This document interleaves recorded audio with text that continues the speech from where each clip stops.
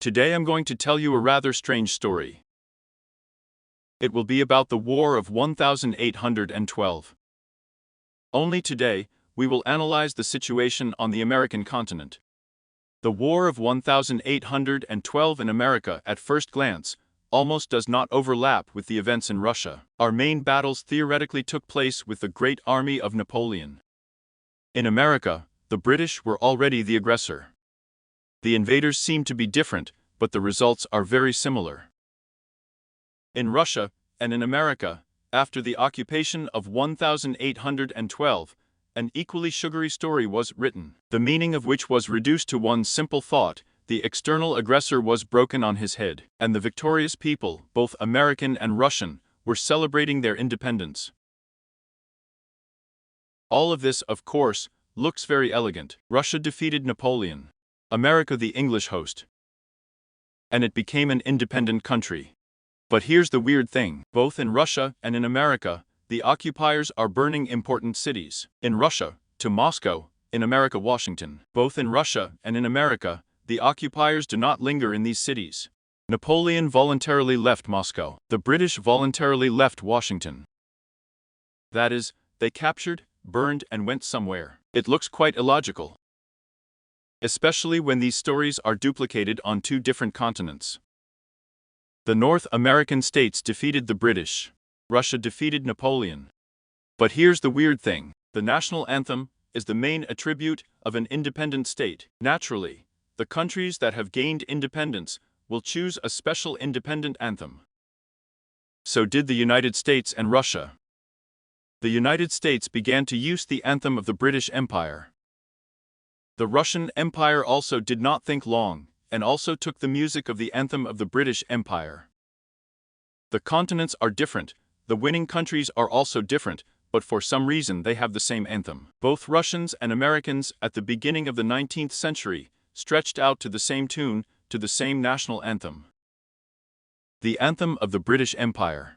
I have an old video about hymns. There you can listen to the anthems of all supposedly independent empires. But it turns out that Igor the Greek made almost the same comparison, long before me. Link to the videos in the description. Russia, after 1812th year, begins to be populated by foreign colonists. German colonies with very iconic names are being created: Borodino, Krasno, Tarutino, Berezino. It would seem that why should the new German colonies be given such strange, one might say heroic names?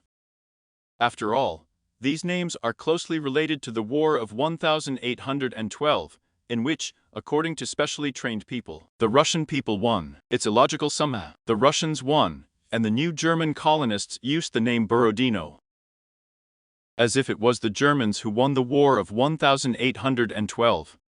Here's a look at this interesting list of German colonies founded after the War of 1812.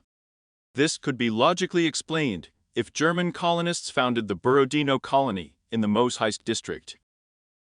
But no, these colonies are located in a completely different region of the Tsarist Empire. So, the United States, after its War of 1812, also began to be actively populated by various foreign colonists.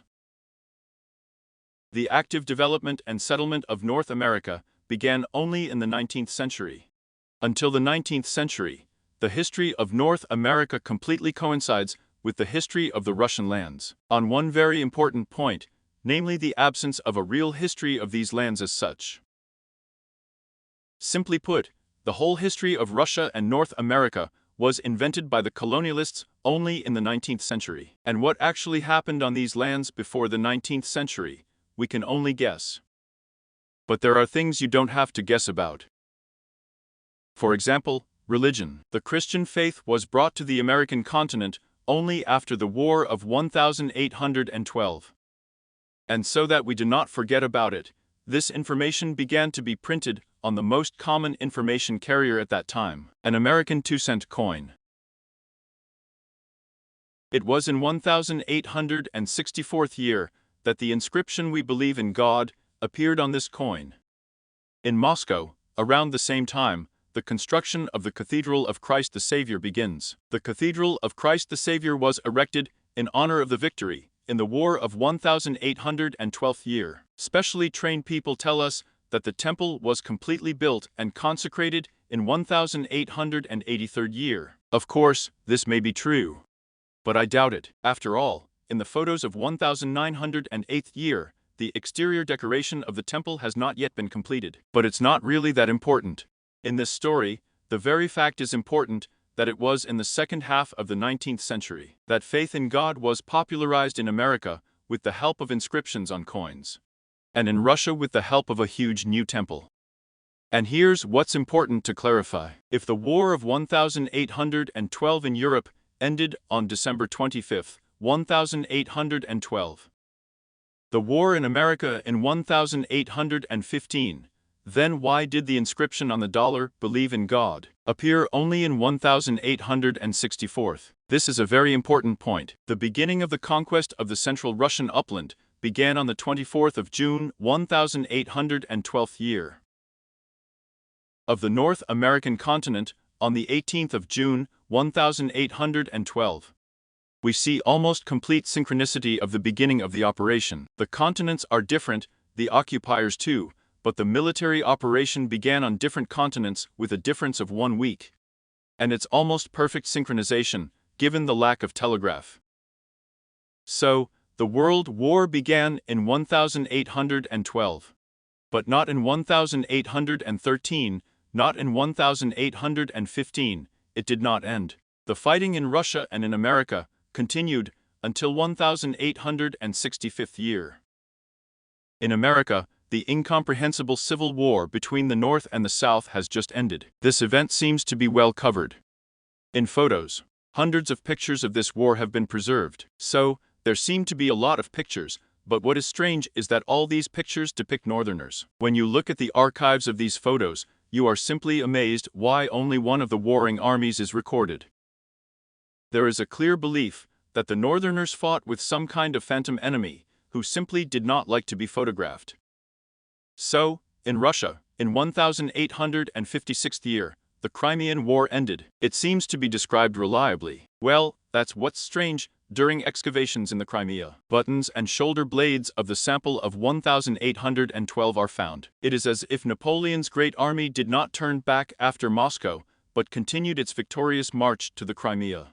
It is also impossible to ignore such an important event as the abolition of serfdom in 1861 year. Simply put, in 1812 year, a large offensive operation began on different continents, the purpose of which was to completely capture for some reason the epoch of the lands inhabited during this period, from 1812 to 1865 years. The territories on which the United States of America and Russia are located today were completely captured.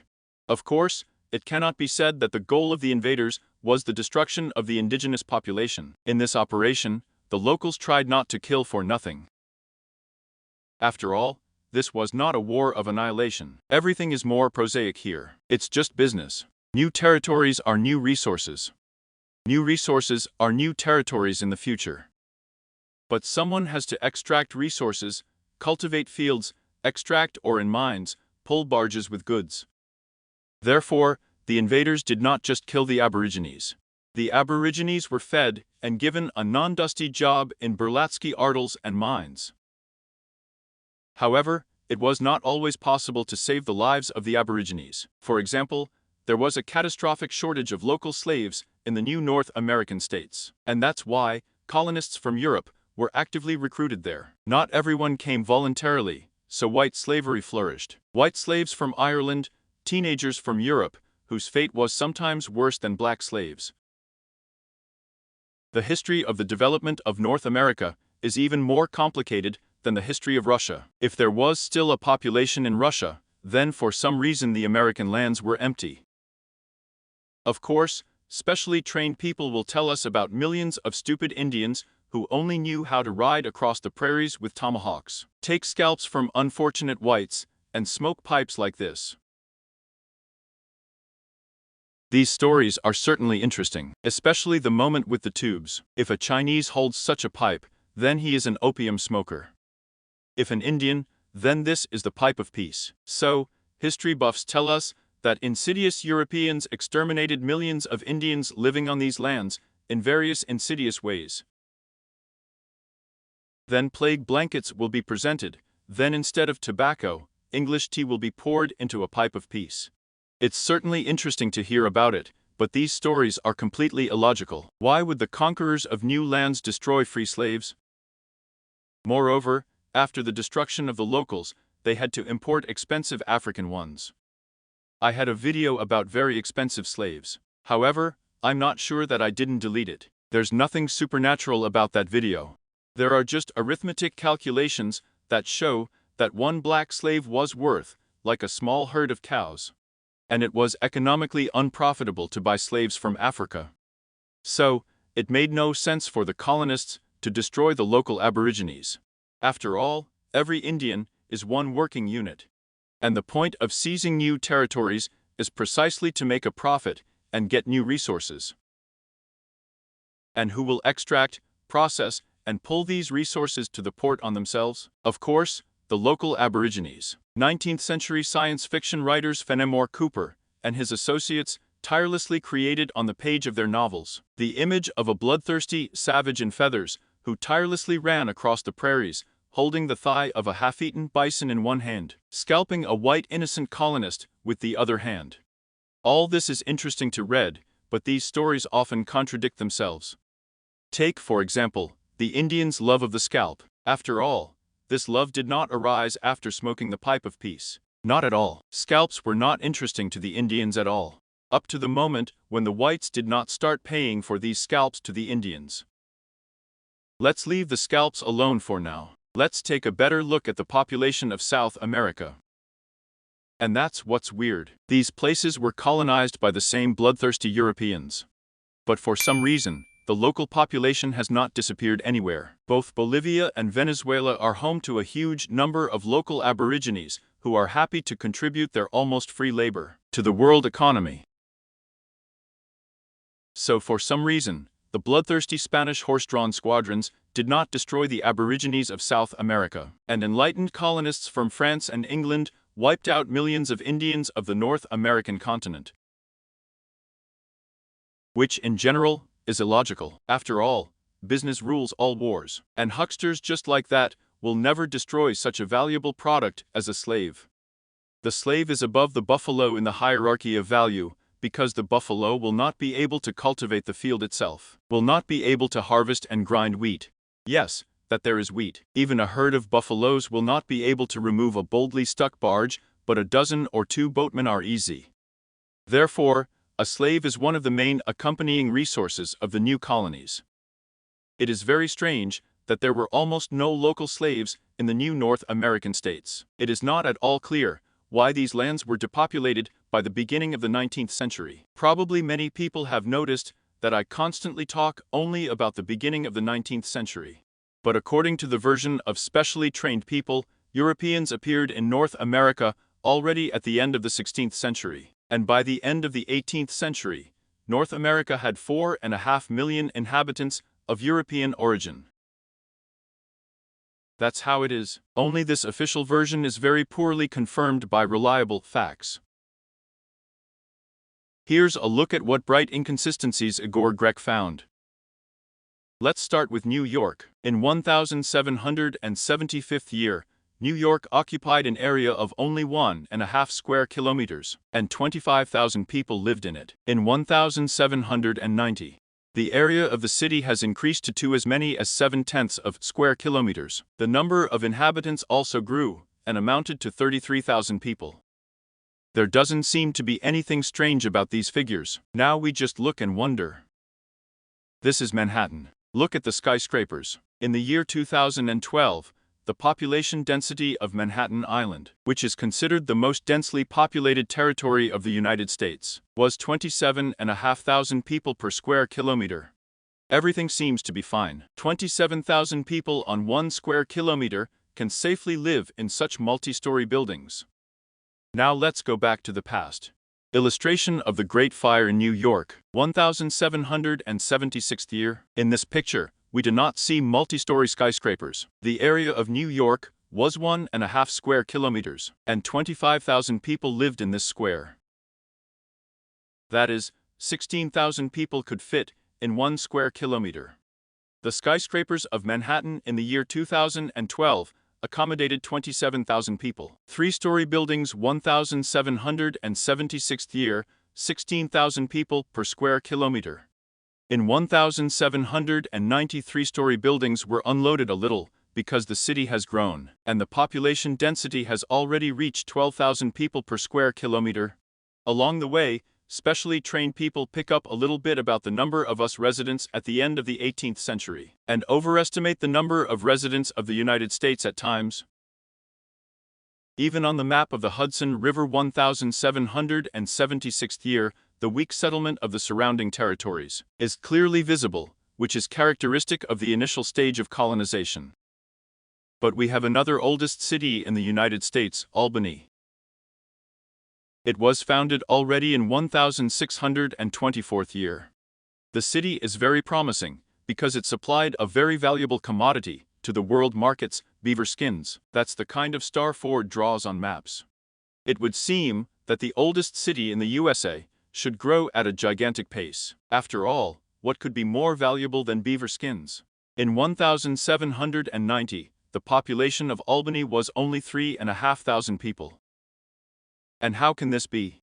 The city is 150 years old, it stands on the best beaver roads, and the population does not increase at all. Let's go further. Philadelphia. Map from the website of the US Congress. 1753rd year. We see just a huge city. Blocks stretch from one river to another.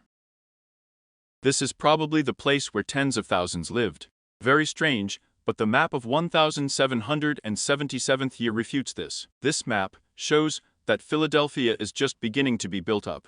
Here is another map, 1777th year. And again, we see a fairly modest development. Even on the map of 1796, Philadelphia has not yet reached the gigantic size, as on the map of 1753. Yes, I forgot to clarify. The original dating of this map was 1777th year. And then, with a simple pencil stroke, the map was aged by 23 years. So the population of North America, up to the beginning of the 19th century, was quite modest, 100, maximum 200,000 people. And it was located in small coastal towns. They were located in this place for a reason. It is strange, of course, that 150 years have passed since the discovery of North America, and the population of an average American town has not exceeded several thousand people. But this is not what we are going to talk about now. We're going to talk about a fantastic natural phenomenon, and about the fact that North America just physically could not remain open. It doesn't matter who discovered America right now, Columbus or some other mythical character. More important is the other issues. When did this happen and why? We are told that Columbus discovered America almost by accident. He just sailed clearly to the west and just bumped into the American continent. All this is of course good, but let's look at the route of the ships and Columbus. From the Spanish port, Columbus' ships did not go clearly to the west across the Atlantic, which would be logical and would fully correspond to historical myths. Columbus acted strangely enough for a man who was sure that it was necessary to go strictly to the west.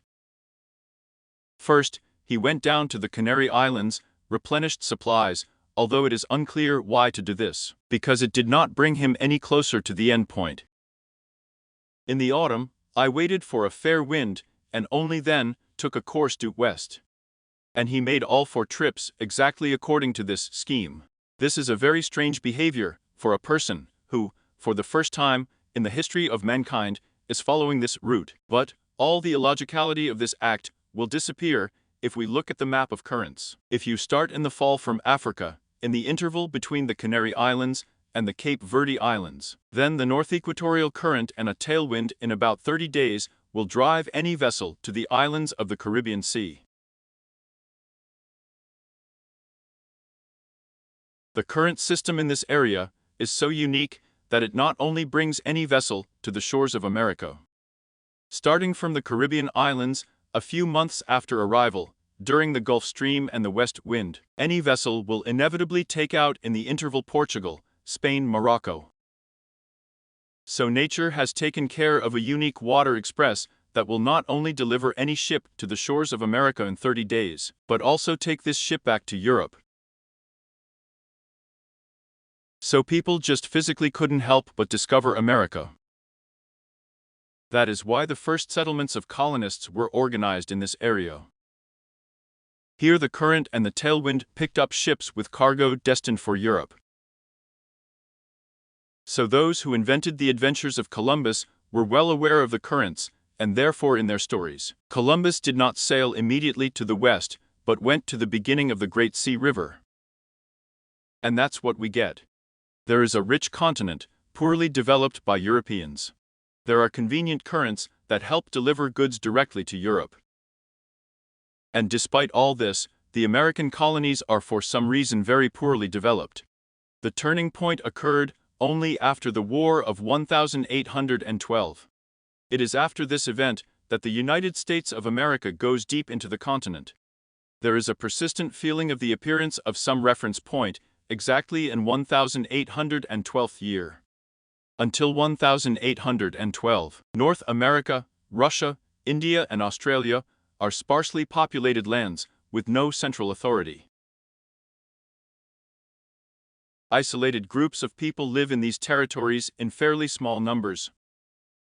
1812th year is coming, and the world is changing before our eyes. The development of Siberia, Canada, and the desert lands of Australia begins. The army, dressed in the same uniform for all continents, captures new lands, first using waterways, a little later using railways. This is more like not a war, but the advance of colonial troops through abandoned territories for some reason. As if after some cataclysm, one country survived, retained the central government and the army, and this country slowly began to develop empty territories in 1812, simultaneously introducing the expelled Aborigines to work, giving them religion and a new goal leading to the common good. But the Aborigines were given only a goal. The common good will only go to the chosen ones. I'll leave it at that for now. We will continue the conquest of America next time. That's it. Watch my channel.